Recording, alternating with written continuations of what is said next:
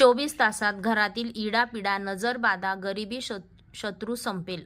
नमस्कार भक्तांनो, उद्याचा दिवस काही साधासुधा दिवस नाही. उद्या आहे चैत्र मासातील पहिली कामदा एकादशी, ज्या दिवशी सर्व लोकातून अमृताचा वर्षाव होतो असं म्हटलं जातं. पण तुम्हाला माहीत आहे का, उद्याच्या रविवारी एका विशिष्ट झाडाला फक्त स्पर्श केल्याने तुमच्या आयुष्यातील गरिबी, घरात लागलेली कुणाची नजर आणि तुमच्या प्रगतीत अडथळे असणारे शत्रू कायमचे नष्ट होऊ शकतात. हो, तुम्ही बरोबर ऐकलंय.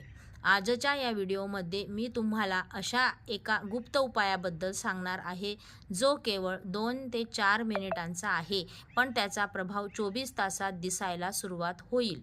व्हिडिओ शेवटपर्यंत पहा, कारण अर्धवट माहिती धोकादायक ठरू शकते. व्हिडिओला सुरुवात करण्यापूर्वी जर तुम्हाला तुमच्या जीवनात सुख समृद्धी हवी असेल तर आत्ताच्या या व्हिडिओला लाईक करा, चॅनलला सबस्क्राईब करा आणि शेअर करा. आणि हो, आपली श्रद्धा व्यक्त करण्यासाठी कमेंट बॉक्समध्ये श्री स्वामी समर्थ, ओम नमः शिवाय आणि ओम नमो भगवते वासुदेवाय लिहायला विसरू नका. तुमचा हा कमेंट तुमच्या आयुष्यात सकारात्मकता घेऊन येऊ शकतो. कारण कामदा एकादशी नावाप्रमाणेच कामदा म्हणजे आपल्या मनातील सर्व कामं किंवा इच्छा, दा म्हणजे पूर्ण करणारी. शास्त्रात असं स्पष्ट लिहिलं आहे की वर्षातील इतर एकादशींपेक्षा या कामदादशीला विष्णुदेव स्वतः वैकुंठातून खाली उतरतात आणि पृथ्वीवर अदृश्य स्वरूपात फिरत असतात. ते पाहतात की माझं कोणता भक्त संकटात आहे, कोणाचं नशीब काळोखात आहे आणि कोणता मदतीची गरज आहे. पण मित्रांनो, उद्या योग खूप विलक्षण आहे. उद्या रविवार आहे. आता इथं एक मोठं रहस्य लपलेलं आहे. आपल्यापैकी प्रत्येकाला माहिती आहे की तुळस ही भगवान विष्णूंची सर्वात प्रिय आहे. पण शास्त्रात कडक नियम सांगतो की रविवारी तुळशीला स्पर्श करणं, तिला पाणी घालणं, तिला तिचं पान तोडून हे महापाप मानलं जातं. मग आपण प्रश्न पडतो, जर विष्णू प्रिय तुळस उद्या आपण स्पर्श करू शकत नाही, तर मग मी कोणत्या झाडाबद्दल बोलत आहे? असं कोणतं झाड आहे जे उद्याच्या एकादशीला आणि रविवारी साक्षात कुबेराचा खजिना बनवून उभं असतं? असं झाड ज्याच्या मुळाशी माता लक्ष्मी स्वतः सोन्याचा कलश घेऊन बसलेली असते. हे ते झाड नाही जे तुम्ही रोजच रस्त्यावर येता जाता सहज पाहता किंवा ज्याची तुम्ही दुर्लक्ष करता. उद्याच्या दिवशी या झाडाची सात्विक शक्ती 1000 पटीने वाढलेली. आज अनेक भगिनी मला सांगतात, ताई आम्ही रक्ताचं पाणी करतो, नवरा दिवसभर राबतो, पण हातात पैसा टिकत नाही, महिना संपायच्या आधीच खिसा रिकामा होतो. आणि काही जण म्हणतात घरात पाऊल ठेवलं की विनाकारण कटकटी निर्माण होतात, मन शांत राहत नाही. कुणाला वाटतं माझ्या मुलांच्या प्रगतीला कुणाची तर दृष्ट लागली आहे, तर कुणाला चालता व्यवसाय अनेक वेळा अचानक ठप्प पडतो. यालाच कारण शास्त्राचं इडापिडा म्हणतो. ही नकारात्मक ऊर्जा तुमच्या प्रगतीला साखळदंडासारखी जखडून ठेवते. पण उद्याची ही अनेक शुभ मुहूर्त आणि एका विशिष्ट झाडाला स्पर्श तुमच्या आयुष्यातील ही सर्व बंधन कापून टाकण्याची ताकद त्या झाडामध्ये उद्या असणार आहे. तुमच्या मनात आता प्रचंड उत्सुकता असेल की ते झाड नेमकं कोणतं आणि त्याला स्पर्श करण्याची योग्य पद्धत काय? कारण जर पद्धत चुकली तर उपाय लागू होत नाही.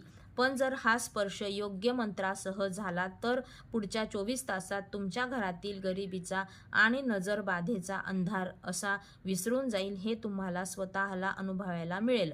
मी आता या झाडाचं नाव सांगणार आहे, पण त्याआधी मनापासून एकदा कमेंटमध्ये ओम नमो भगवते वासुदेवाय नक्की लिहा, कारण तुमची श्रद्धा या उपायाला फळ देणार आहे. आता अतिशय लक्ष देऊन ऐका, कारण हीच ती वेळ आहे जिथे तुमचं नशीब कलाटणी घेऊ शकतं. मी या झाडाबद्दल सांगत होतो ते झाड दुसरं तिसरं कोणी नसून साक्षात महादेवाचं प्रिय बेलवृक्ष आहे. तुम्ही म्हणाल ताई, बेल तर महादेवाला वाहतात, मग एकादशीला त्याचं काय महत्त्व आहे?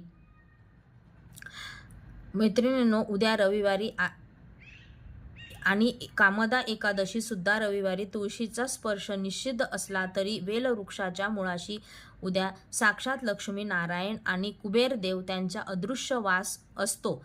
जर तुमच्या घरात आपसात किंवा मंदिरात बेलवृक्ष असेल तर उद्या दुपारी 12च्या आत तुम्हाला या विधी पूर्ण करायला हवा. या वेळेचं भान ठेवा, कारण 12 नंतर सूर्याचं तेज बदललं आणि उपायाची शक्ती कमी होऊ शकते.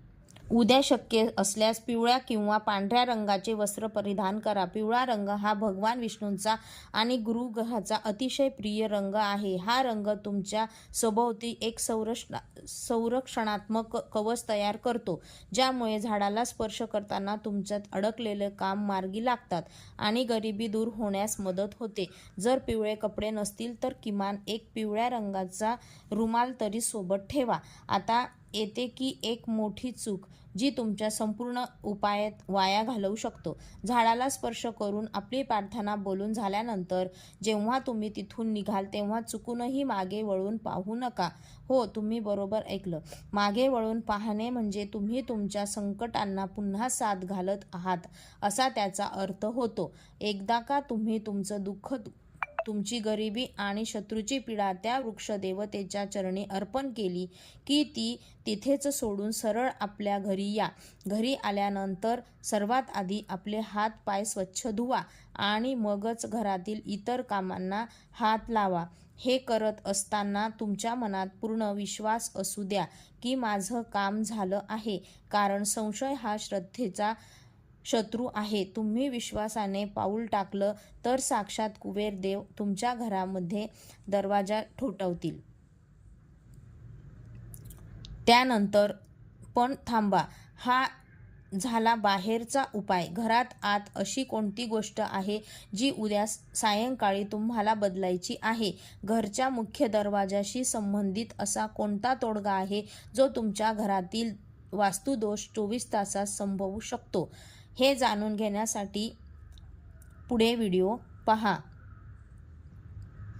बाहेरचा विधी तर आपण पाहिला, पण तुमचं घर हे तुमचं मंदिर आहे.